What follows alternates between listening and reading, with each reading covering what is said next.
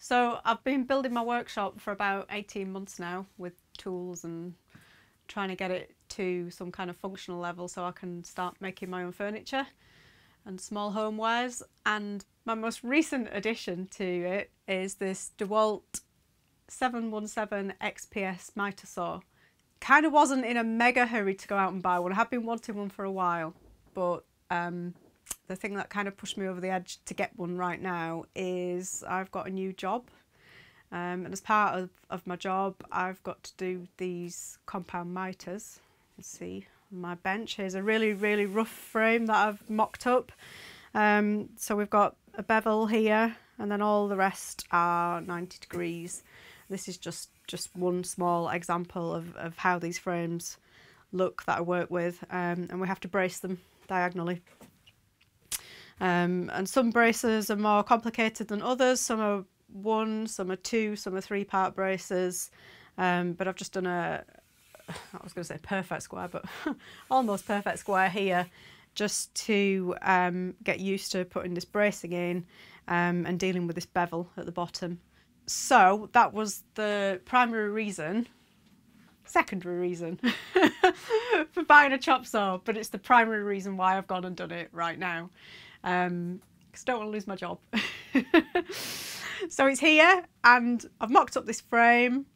I must confess I've been cheating before we started firing the camera. I have kind of sussed it out, but the idea behind the video is that I can show you what I've learned and how I've done it. Right, okay then, so diagonal brace here, which has a bevel on top also. Lay it out on the frame diagonally. I've got myself some little markers so I can get it central. I have had this explained to me at work how to do it, and basically I had a go and it was all right. It was okay. I didn't do a brilliant job.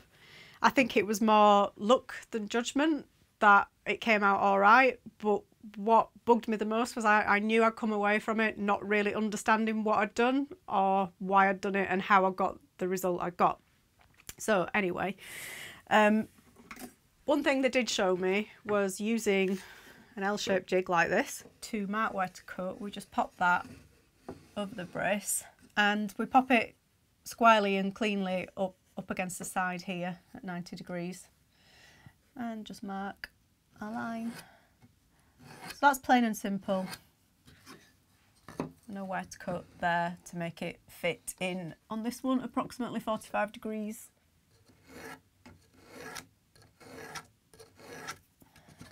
So there, if you can see that. Can you see that, Jamie? It's a fairly simple cut. It's the same here because this is square. So just mark that in on this side. But then the struggle I had was this bit here, because we need to come across at 90 degrees there, which is fair enough, but then I've got this bevel and making it fit in here with this bevel was really blowing my mind. So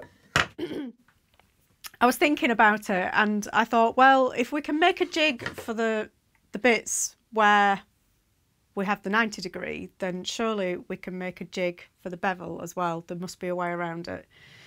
So after quite a while of scratching my head, it just kind of came to me a couple of days later out of the blue, and I thought, I've got it. I know how to do it. And I figured that if I could take a piece of wood that is basically the inverse of this angle, so if you can see there, that butts up against there, and then you can probably see the rest, attach a jig to it. This bit crosses over the brace, and then that allows me to mark out where to cut. And where I'm going to mark here is, I mark it, you will see, whoops, is basically in line with the top of where this brace is going to go when it slots into place. So it's going to be in line with where this board ends and this line is here. And just move the jig out of the way. And I'll set the mitre saw to, this bevel is about 18-19 degrees. So just write myself a little reminder there that I need to cut that side beveled. So that's it. I'll take it over to a chop saw. Mitre saw. Right, so pop this round to 45 degrees. Set the bevel. I'm going sort of about 18.5, just shy of 19. And then line the cut up, and that's about where I want it.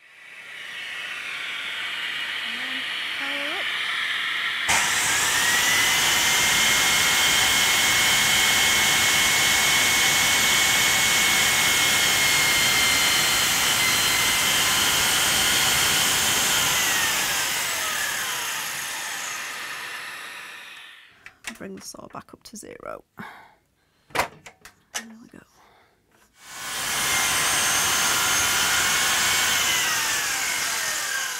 Suppose I should talk a little bit about the saw as well, actually. I can't remember the model number, but it's another older DeWalt at work, and it's great, it's really powerful, and I liked it, so that kind of informed my choice and my decision making with this. And in my other job, I also use a Festool mitre saw, which is lovely. It is very nice. And one thing I've noticed here, the difference between the DeWalt and the Festool with the clamp, the Festool's got that lovely kind of air-assisted push clamp. You just lift a lever and the clamp slides up and down really easily. This twisty thing, yeah, I don't really like it. I mean, it does the job, but it's just a bit of a faff. That was not graceful. So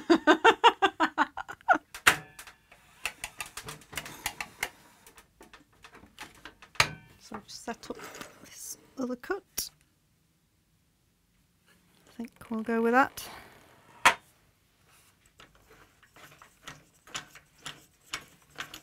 Oh, it moved. See? That's the other thing I don't like about the clamp.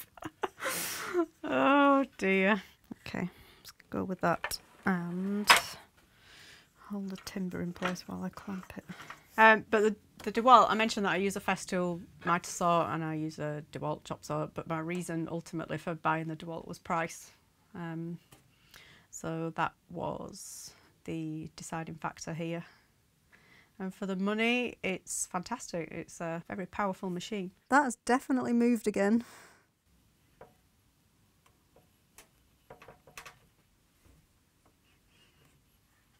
Okay.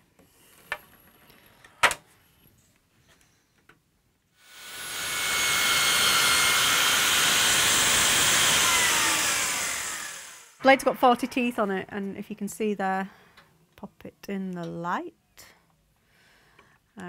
It's actually a really impressive clean cut. So I'm just lining up this next cut.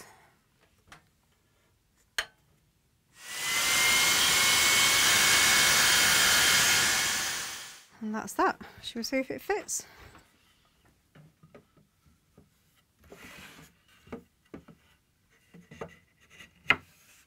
How's that? That's not bad. Not bad at all.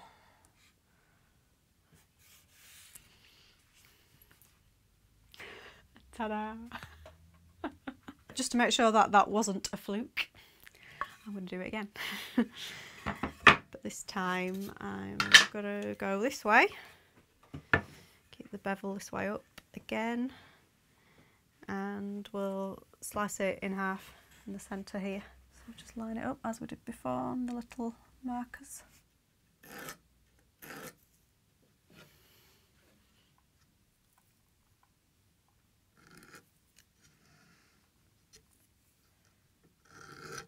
Yep, that's a straight 90.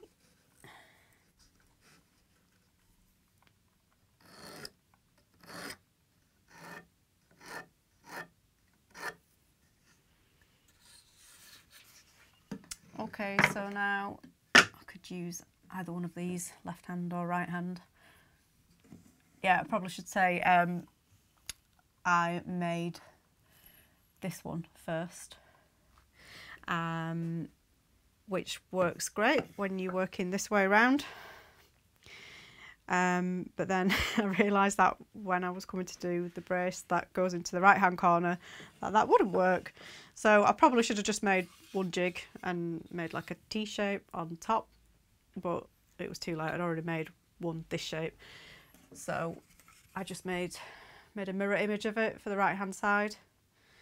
But in this instance, it doesn't matter. I could use either or because I've got space on both sides. So I'll just mark out here.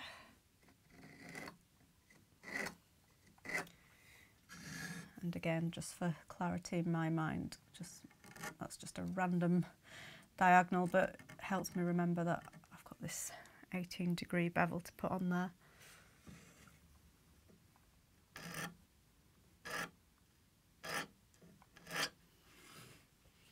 So that's it, we've got them all, so over to the saw. So I'll pop it to match the bevel, which is just shy of 19.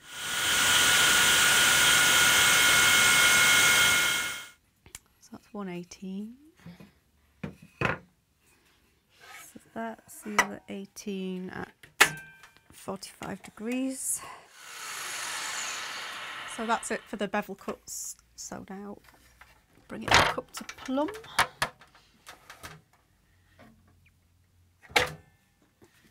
And 45 degrees to the opposite side.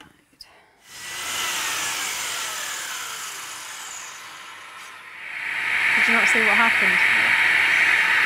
The clamp, I'm having issues with the clamp because if I put the clamp over here where it would be doing its job better, when I bring the saw down, bring the camera in there, the body of the saw hits the top of the clamp and the clamp's in the way. I could have it there, but it's not quite holding the timber and doing its job properly. I'll put it there, and then that's no good either because it's going to pivot off the saw bed. I've just completely hashed up that cut there.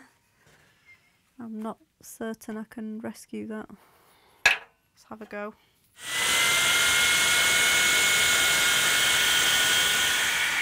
I think I've managed to rescue that.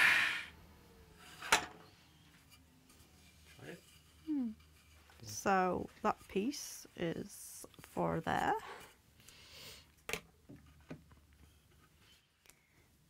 And it's a smidge too big, so I'll just trim a tiny bit off here.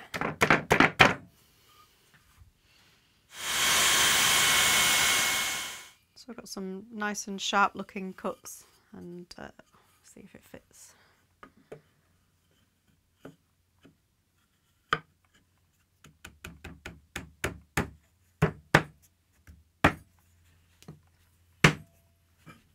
Not bad. On the DeWalt Mitre saw, we've got this shadow line to cut to, unlike the Festool Capex, which has the laser, and many other Mitre saws that also have the laser. I'm not certain, but the shadow line may be unique to the DeWalt. And I find it cuts slightly off the shadow.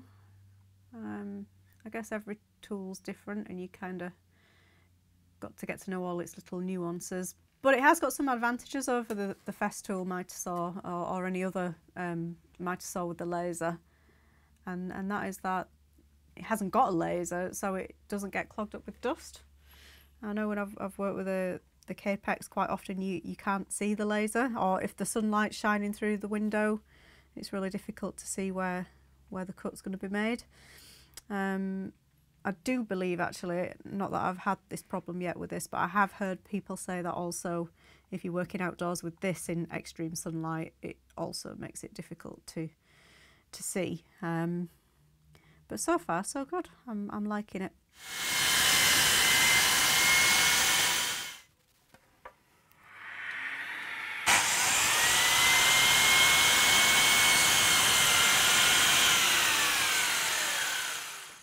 And let's try that for a fit.